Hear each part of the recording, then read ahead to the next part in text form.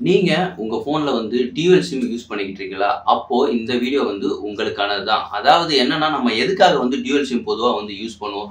ஒரு இடத்துல வந்து இப்போ ஏர்டெல் சிம் வந்து யூஸ் பண்ணிக்கிட்டு இருக்கோம். ஏர்டெல் நெட்வொர்க் கிடைக்காத இடத்துல ஜியோ கிடைக்குது. அப்ப ஜியோ நெட்வொர்க் கிடைக்காத இடத்துல ஏர்டெல் கிடைக்குது அப்படின்ற பட்சத்துல வந்து நாம டியூவல் சிம்ம வந்து யூஸ் பண்ணோம். ஸோ அதனால தான் வந்து டியூவல் சிம் இருக்கிற ஃபோனே நம்ம வந்து வாங்குறோம். இப்போ என்ன பண்ணியிருக்காங்க அப்படின்னா, ட்ராய் வந்து என்ன சொல்லிட்டு இருக்காங்கன்னா, இப்போ வந்து நெறைய பேர் என்ன பண்றாங்க அப்படின்னா, ஒரு ஒரு 2, 3 மாசம் மட்டும் ஜியோ சிம்க்கு ஈசி பண்றாங்க. அப்படி இல்லையா, ஏர்டெல் சிம்முக்கு 1 மாசம் மட்டும் யூஸ் பண்ணிட்டு இருக்காங்க. ஈசி பண்ணிக்கிட்டு, யூஸ் பண்ணிக்கிட்டு இருக்கிறாங்க. ஸோ, அதனால வந்து அவங்க என்ன சொல்றாங்க அப்படின்னா, இப்ப டியூவல் சிம் யூஸ் பண்ணாலே வந்து அதுக்கு வந்து சார்ஜஸ் வந்து போடப் போறாங்க அப்படின்ற மாரி வந்து ட்ராய் வந்து வோடஃபோன், ஜியோ, ஏர்டெல் இது போன்ற நெட்வொர்க் மூலியமா வந்து ட்ராய் வந்து வசூலிக்க சொல்லியிருக்கிறாங்க. இது எப்போ வந்து அமல்படுத்த போறாங்க அப்படின்றது தெரியல. ஏன்டா நாங்க மாசம் ரீசார்ஜ் பண்றதே ரூ. 250 ரூ. 150க்கு ரீசார்ஜ் பண்ணிக்கிட்டு இருக்கோம். இதுலயும் வந்து இந்த மாரியா தரமான குவாலிட்டி இல்ல, ஒரு ஸ்டேபிளான ஒரு நெட்வொர்க் ஏதாவது ஒரு நெட்வொர்க்க குடுத்தா கூட போதுமே. ஒரு இடத்துல வந்து ஜியோ வந்து நெட்வொர்க் கிடைக்கவே மாட்டேங்குது. ஒரு இடத்துல ஏர்டெல் கிடைக்க மாட்டேங்குது. ஒரு இடத்துல வோடஃபோன் வந்து கிடைக்க மாட்டேங்குது. ஸோ, அதனால வந்து நாங்க நெட்வொர்க்க சேஞ்ச் பண்ணா, நீங்க வந்து அதுக்கு இருக்க ஒவ்வொன்னுக்கும் சார்ஜ் போட்டுக்கிட்டு இருந்தா என்ன பண்றது? இப்போ ரீசார்ஜ் பண்ணலன்னா வந்து இப்போ ஓடிபி வராது. ஃபோனும் வராது. அ அதனாலேயே வந்து ரீசார்ஜ் பண்ணணும் அப்படின்றதுக்கு கால் பண்ணியும் சொல்லிடுறீங்க. அது ஒரு 2, 3 மாசம் யூஸ் பண்ணல அப்படின்னா, அதுக்கும் சார்ஜ் போடுவோம் அப்படின்னு சொன்னா நாங்க என்னதான் பண்றதுன்னு தெரியல. அப்போ எல்லாரும் என்ன பண்ணணும்? டியூவல் சிம் யூஸ் பண்றது. இதெல்லாம் ஒரு சிம்ம தூக்கி போட்டுட்டு, ஒரே சிம்ம யூஸ் பண்ணிக்கிட்டு போறது தான் வழி. வேற வழியே கிடையாது. இதனால வந்து அவங்க நெட்வொர்க்குக்கும் நெறைய லாஸ் ஆகலாம். நெறைய பேர் இதான் பண்ணுவாங்க. பெரிய பெரிய பணக்காரங்க 2, 3 ஃபோன், 4 ஃபோன் வச்சுக்கிறவங்கலாம் வந்து, அவங்க இந்த மாரி டியூவல் சிம் தானே 2 மாசம், 1 மாசத்துக்கு வந்து ரூ. 600 ரூ. 300 இதுக்கு ரூ. 300 அதுக்கு ரூ. 300 ஈஸி பண்ணணும்.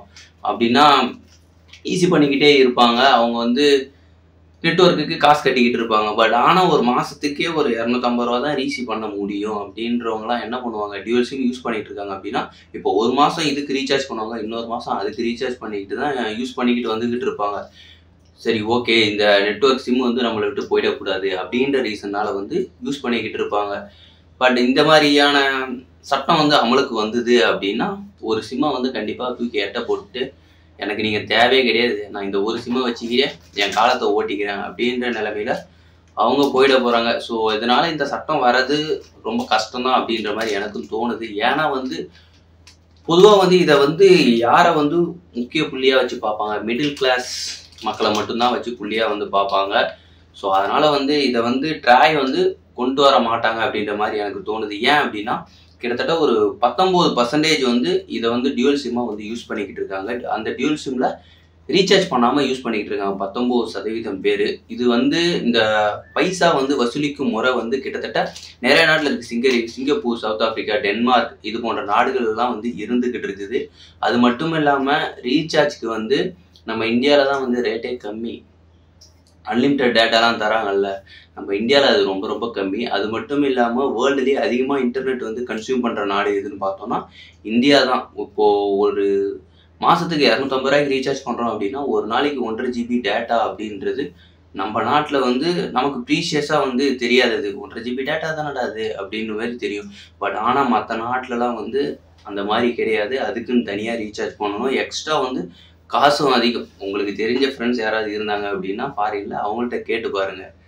நீங்க இத பத்தி என்ன நினைக்கிறீங்க அப்படின்றத கமெண்ட்ல சொல்லுங்க. மீண்டும் நம்ம இன்னொரு வீடியோல வந்து சந்திப்போம். பாய்.